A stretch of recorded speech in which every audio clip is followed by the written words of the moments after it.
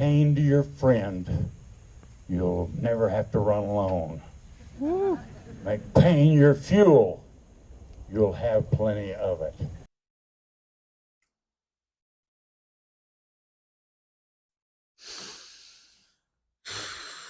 All right, thinking my teeth. Good to go. Roll it.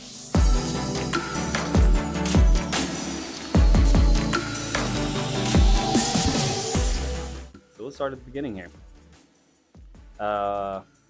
So Saturday morning, race time. Woke up at 2 a.m. A little slow to get out of bed, as you would probably imagine.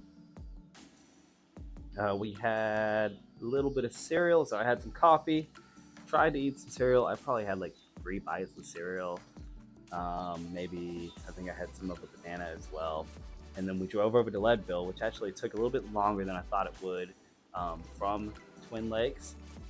So by the time we got on the starting line, it was about 10 minutes until the start. All right, a little late to the party, but we're here, 3:50 a.m. Good morning. I'm fucking freezing. Oh yeah. Oh, I know it is. I didn't have any time to really warm up. We had to walk. I had to walk maybe quarter mile, half a mile there, and then kind of force my way up into the line.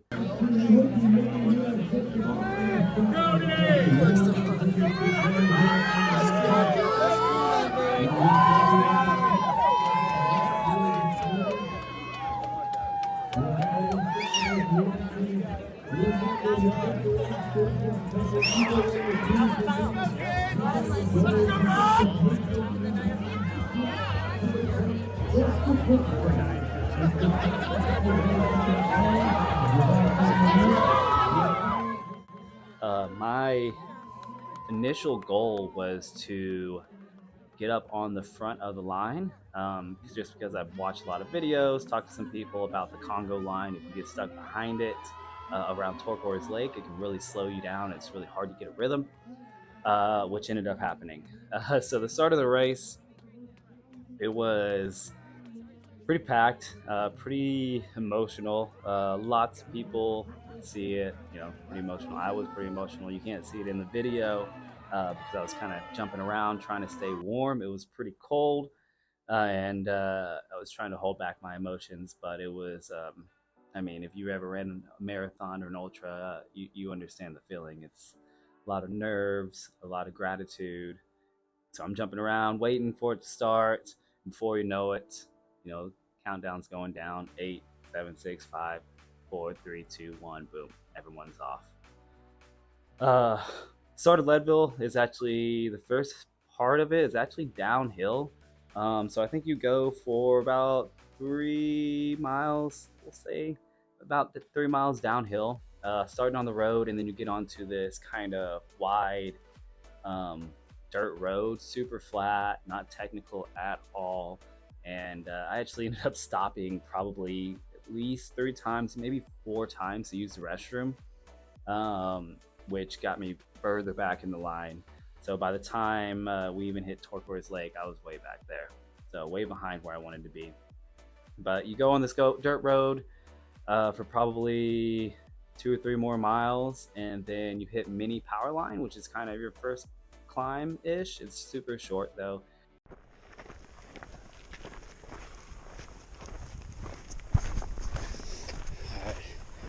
We are about 1 hour in, about 5.5 miles in, just hit power line. Feeling okay. Let's go, hopefully this GoPro picks it up.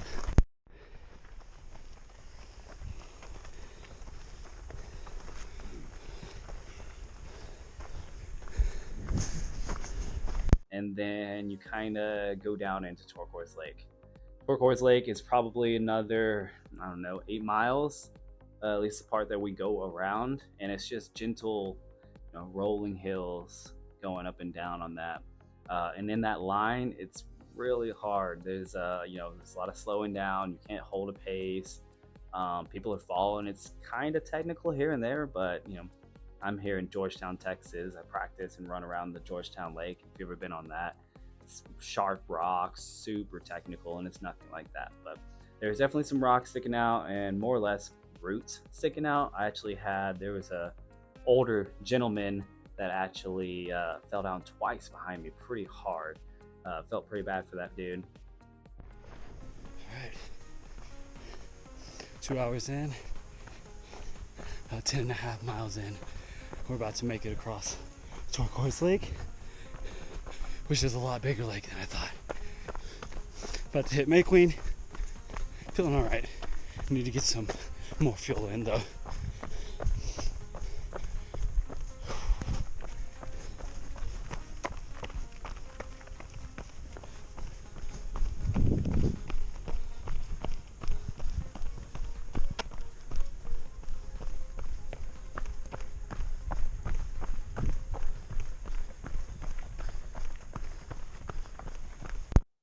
And then yeah, you get through there, get through Turquoise Lake, and then you finally get up onto May Queen. Now, by the time I hit May Queen, I'm probably middle of the pack, and it is pretty chaotic. The volunteers there were amazing, though, as far as, I mean, they're running around getting your drop bags. You got people running around with water. You got multiple different water stations you can get in there. And even with all that, it still took me a lot longer than I wanted to get out of May Queen. But got my drop bag, refueled, tried to grab half a banana as well because I really just still didn't have any fuel in me. So besides my gels, then you get out of May Queen, and by then sun's starting to come up. You kind of round off this road, and then you get onto another trail, which is the start of your Sugarloaf climb. Now on this climb, I'd say probably about a 5-mile climb up. It's not super steep, but it's steep enough for you to have to slow down. By then, you really start, at least I did, it really started, taking everything in. The views you start seeing coming up over this mountain on Sugarloaf, and you can kind of see where you started. You can see Turquoise Lake where you came around, and the whole run there, and it all just kind of hit me. I actually got pretty emotional up on top of Twin Lakes. I was just so, overwhelmed with gratitude, just to be there. I'd wanted to do Leadville for so long, and just being there I was just so happy. Way down there. Still moving up. 17 miles in. I think this is Sugarloaf. We've been going uphill for like 3 miles now. We started around that lake down there.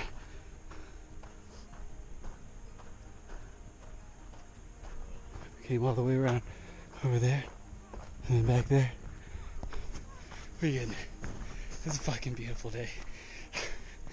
I get emotional. I'm so fucking happy to be here.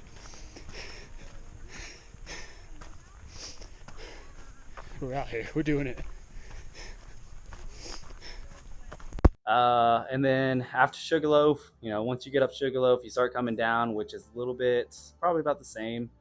I'd say probably like a 3 mile, if I had to guess, descent. And the descent was probably about 2,000 to 3,000, maybe 2,500 feet. So coming down Sugarloaf, and that would technically be power line that when you're coming down that. And was feeling good at that time. Needed to make up some time. I lost a lot of ground on Sugarloaf. A lot of people passed me. So coming down Pipeline, just trying to make up time, and I was just bombing Pipeline. Just coming down, feeling great coming down Pipeline, honestly. Right now, but I can see the next aid station way out there.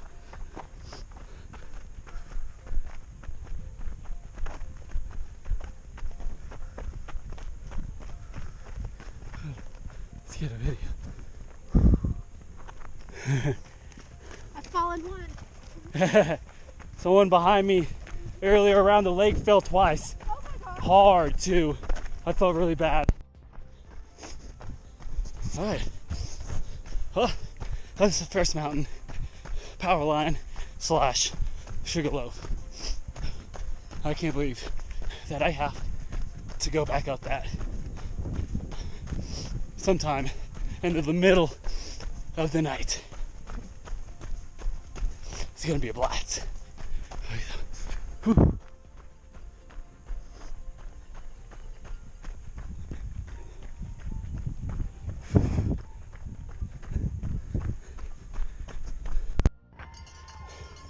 Who did this? Good job, brother. So come down Pipeline, you hit a aid station at Pipeline, at the bottom of Pipeline. I believe it would be Half Pipe, maybe. That might be the right one, yeah.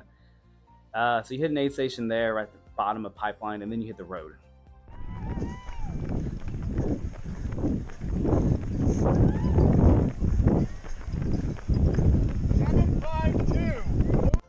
So then you got like a 2.5 mile road until you hit outbound, and little sneaky hills on that road, if I'm being honest. Thought that road was gonna be a lot shorter going into outward bound, but either way, got on the road, kind of settled in, got to talking to some people, and it felt good. It was nice. I mean, we're at Leadville, and then we go into outward bound, where it's the first time I actually see my crew. First time I actually saw some of them at all on the trip, because they got in so late and I was already sleeping by the time they got in on Friday. But came in, super great, changed my socks, had some chips, had a muffin that I actually dropped and only got to eat about half of it. But got in and out of there fairly quick, tried to fill up. Was starting to fill it around that time, so you're at 23 miles around then, so starting to feel that I didn't have enough fueling besides my my high carb electro mix, and then my gels as well. So tried to eat a little bit there, and then before you know it, you're out outward bound. We're right over here. There's Simon. Fuck it. I'm feeling it. Sugarloaf kicked my ass. Yeah, pizza princess! Look at you, runner! Here, that's the. Film that one. Yes, we got. That's not ours, but screw it. Just sit there. It's fine. I haven't seen anybody over there. All right, I got a muffin. What do you want? What's up, guys? It's rough. Sugarloaf was fucking rough. You're gonna love it going back. Yeah, I'm ready. Can I get some socks? Some socks? How's it so far, Rob? It's okay. Hot or cold or rubbing the knees? I think, yeah, it's fucking cold. Oh. Oh well. Yeah, I think it's fucking cold the whole time. Oh yeah, I was like, these are not for chairs. I know. It's okay. Do we have chairs? Well, let's get that open. What up? You need to eat though. Are you ready? Huh? Look at me. You need to eat a little bit. Yeah. I'll walk with this. Oh, yo! Happy to see you! Good timing. They don't have like a vendor here where they sell them? They do have a little bit of food, but it's I haven't walked down. They'll have a lot more stuff at Twin Lakes. Well, I was thinking for like a chair. Oh, yeah. we have chairs at Twin Lakes. We just can't like take chairs on the shuttle. You can't take a chair on a shuttle? Yeah, the shuttle doesn't allow you to bring like coolers or chairs Is this or mixed, anything. Simon? Then everybody would. You just put the tailwind in there. Is that all you wanted? The big, the yellow one. Want some chips? Give me my medical. Yeah, I just took it over there. You don't need it, right? Dude, hell yeah. Chips are like the best way to fuel for a race. Bite me, like for sure. It's just rolling hills the whole time. We were in a Congo line. You got a spot. Oh, cool. But yeah, you're just kidding. Yeah, you're pretty good. Yeah. Oh, yeah, you're good. Yeah. Sorry. No, I didn't see him, but I got his notification that he passed you. Yeah, I used the restroom like 5 times. So I got way in the back, yeah. He was only like 8 minutes ahead of you on that first, whatever it's called, the queen thing. Do you recognize people? How you like it? No, I'm good. Thank you, though. No, that's so So sweet. good. Really nice. Your dirty muffin. Oh, I need water. Thank y'all again. Appreciate it. No, you're good. You're like We're trying. I'm so happy to see y'all. How you feel? Been in the fucking mountains. Just been standing here on my tippy straight toes. up. Mountain man now. You know, some say crewing's harder than running the race, so just saying. I would not doubt that at all. It's a lot of standing around. I haven't taken pictures What's the cutoff for this? 10:30? 10. Yeah, you gotta get going. Oh, he almost nailed the time I said, right? He was close. Yeah. I said I 8:55, said 9:10. and you came in like 8:57 or something. Sugarloaf fucking slowed me down so much. Are you taking this? Yeah. Are you taking this? Ooh, that was I got it. okay. I love you guys. Thank you. And then you're outward bound, and then you go onto this road, or you go through this field, and then onto this road, and then you kind of turn into the next climb, which is going to be the side of Mount Elbert. And you're kind of just running on the side of Mount Elbert this whole time. And on this climb, this is a long climb. I mean, it's not super steep, just steep enough where you can kind of walk, run it, depending on how you're feeling. But by then I was kind of feeling a little beat up, a little underfueled. And I'd say this climb is probably, it's like 8 miles. It was a long climb. It felt like it never ended. So you're just going up the side of Mount Elbert. And if you don't know what Mount Elbert is actually the tallest mountain in Colorado at 1,400 feet. It's one of the 1,400 feet peakers, whatever they call them. So you're climbing on the side of that for a while, and then we come down and going through these trees. I mean, you're in this trail for a while. And then you get into this aid station kind of towards the top-ish before you descend. And by then, I felt like I needed to take a second. So I actually spent 5 to 10 minutes at that aid station just trying to snack, trying to get as much fuel in as I can, because I just was not feeling good at that time. And then you make your way out of this aid station and you start your descent. So that descent, it's another, 2,500 foot drop probably, descent, and it's pretty steep. On that descent is when the issues really started happening. I was doing this little shuffle going down, just one foot over the other, kind of hopping this whole way, which was making it quick and easy. And I thought that would be the strategy I would go with on that. And it actually really jacked up my knee. Started feeling some really sharp knee pains, which scared me. I've never had knee pain training, I've never had knee pains running. And I knew that was probably going to be an issue. So really slowed me down on that descent going into Twin Lakes, and honestly kind of scared me. So by the time you get into Twin Lakes, now, my cutoff times have really started to I'm facing the cutoff. So at Twin Lakes, I knew I needed to address it if I was going to have a chance on Hope Pass.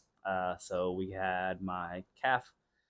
Had Gabe working on my calf, just trying to hit it out with the gun, get some blood flowing through my knee as well. I'm sure. Here, you get the other one. Hell yeah. No? Let's go, Simon. Yeah, thank you. No I made a pressure. mess everywhere.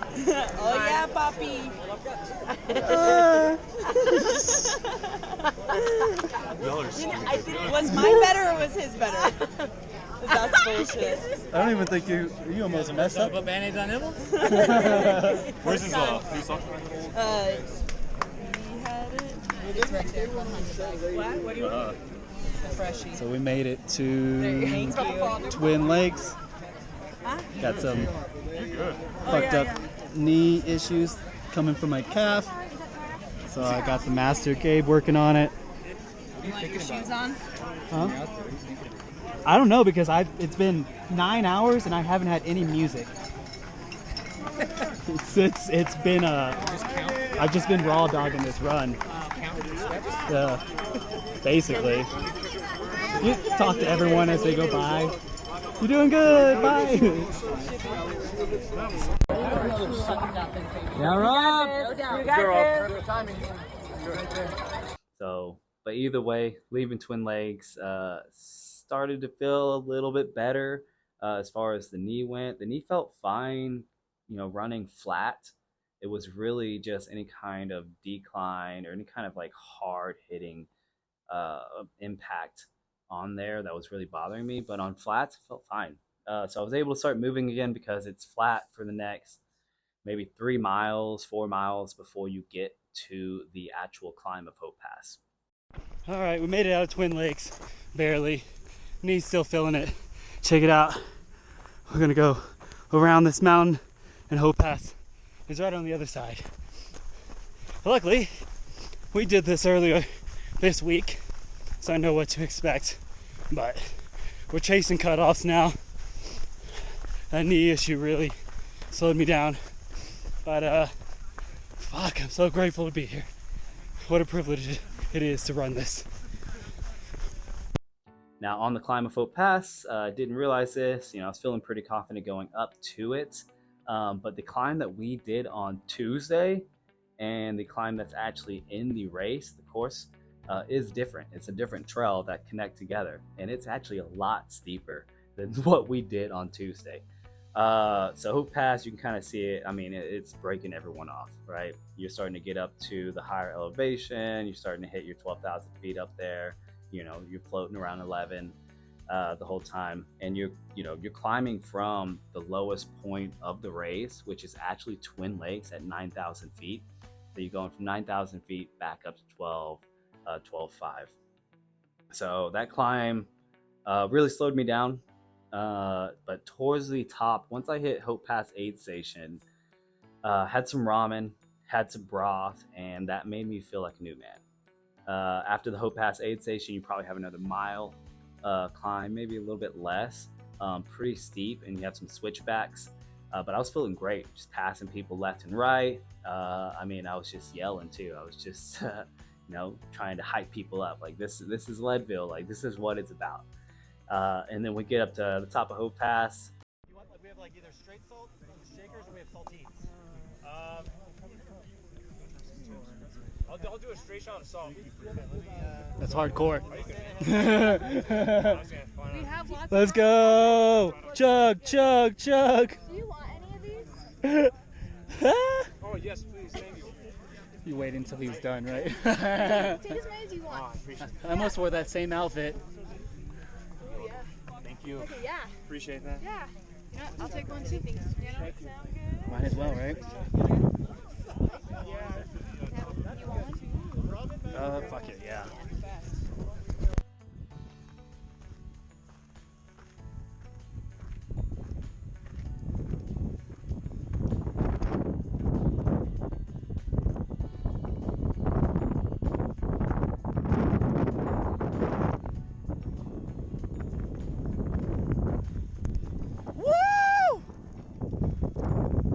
Feeling really good. And then we start the descend into Winfield. And when people say that is probably the steepest part of the race, I mean, you're looking at 25% grade. It is the steepest part of the race. It's steep. You're on the side of this mountain. There's no room for error.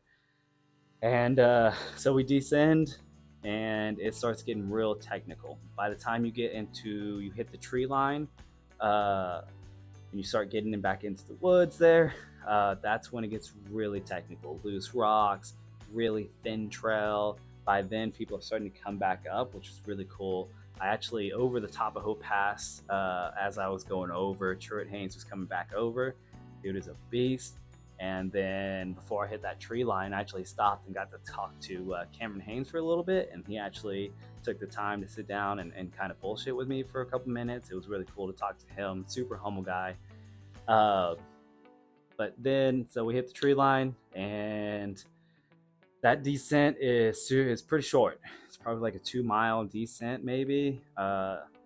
So after that, you start going through the woods, start hitting the trails, and then you finally hit Winfield. Now at the bottom of this, on that descent, my knee was really feeling it.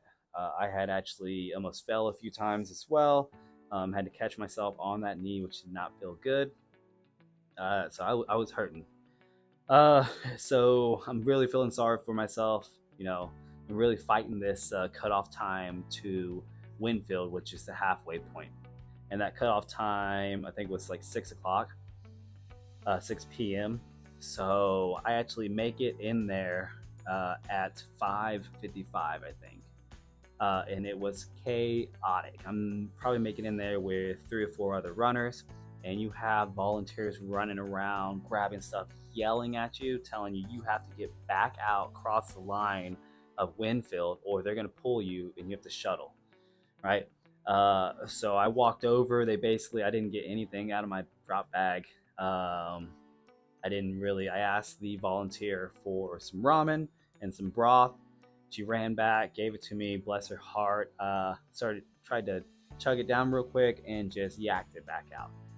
Not a good scene. And I also, yakking it out, got cramps in my stomach. So I had to lay down and kind of stretch it out a little bit. But God bless her heart, the volunteer there. She went and got me another one. And she kind of walked with me out of Winfield, which was so sweet of her. She walked with me about a half mile, just holding that for me as I was going up there, making my way back into the trees, into the woods there, into Hope Pass for the second time. So making my way out, actually met up with Adam, and I believe the other guy's name was David. We started making our climb back up through the woods there, and then David decides he's not going to do it. So he turns back around, decides to shuttle back. Adam and myself, we're making our way, and I mean, if it wasn't for Adam, I don't know how far up Hope Pass I would have made it. He was really keeping me going at a good pace on the flat until we hit Hope Pass again. And we know what pace we need to hold to get up there. We know when we need to be up there, and we're making it. We're doing a good time. And then we just start getting up towards close to the end of the tree line before you hit the top of Hope Pass, or hit the switchbacks. And by then, out of nowhere, it's the mountains at late evening time, the storm starts rolling in.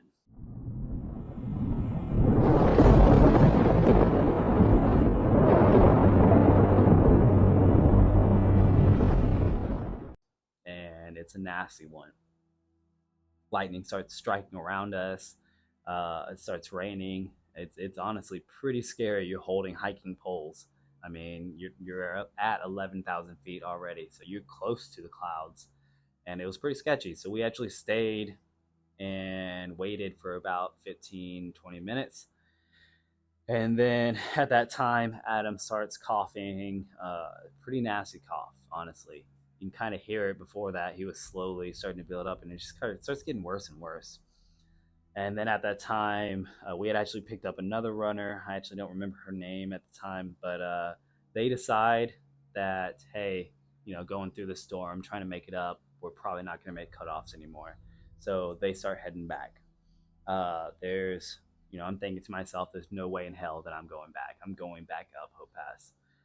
So I go back up Hope Pass. I start going up, and I start going up quick. Really just because I was worried about being alone. You're on the backside. It's getting really dark out there. There's that storm. I just wanted to meet some other runners. So I'm really going probably the fastest that I've gone up Hope Pass in a while, either side, honestly. And then I finally catch up to some other runners. By then, the storm is just now passing. They were waiting it out as well in the tree line. And then it's about 7 of us, and we just start booking it up the hill, right?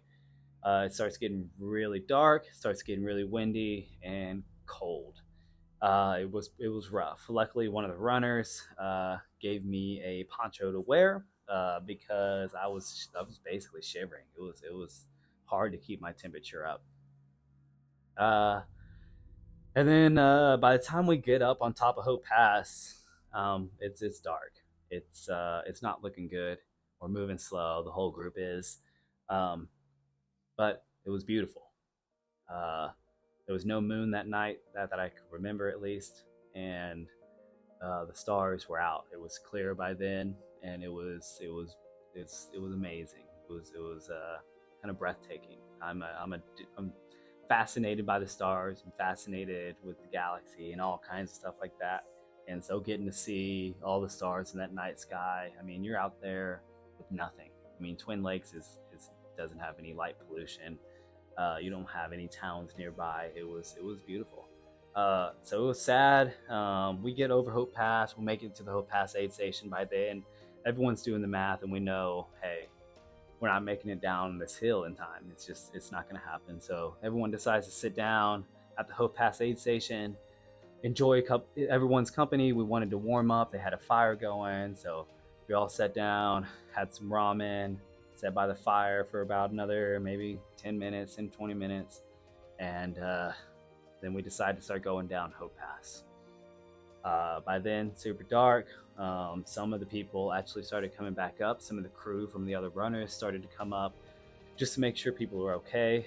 I'm probably close to the bottom of Hope Pass, maybe a mile from Hope Pass or from the bottom of Hope Pass, and then actually see Anna sitting there in her pizza suit, and she had climbed up, to Hope Pass. And so it was really cool. We actually got to, run back to Twin Lakes together. By then, it's really not much running. It's a lot of walking.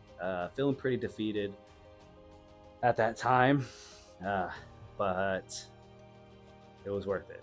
So I come into Twin Lakes. I think by then it's maybe 10:30, 11. Gang of bears. That's the story. No match for hiking poles, Rob. He fenced them away.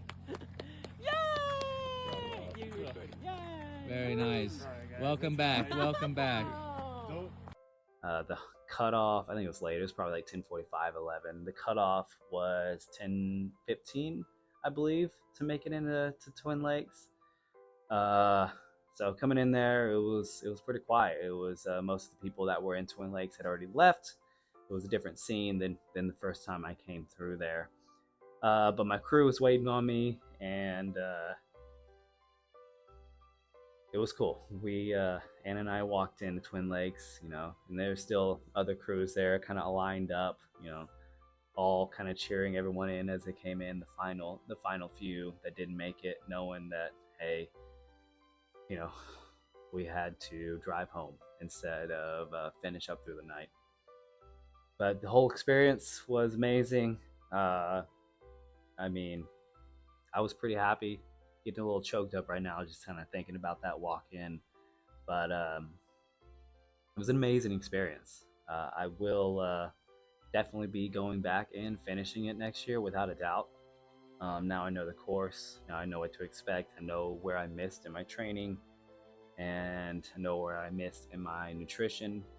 But overall, the whole experience was absolutely amazing. I'm filled with gratitude. I'm so grateful for the crew that flew out, took a weekend off of their own lives, their own jobs, just to watch me DNF. So thank you, crew. Thank you, Anna. Thank you, Gabe. Thank you, Simon. Thank you, V. Thanks for supporting me. Thanks for dealing with my attitude. Thanks for lugging my gear around, changing my socks, working on me. Thank you all so much. And yeah, it will be something that I always remember, but something I can't dwell on. I will definitely be back next year, and I will finish Leadville next year, without a doubt. But appreciate y'all watching, and until next time, peace.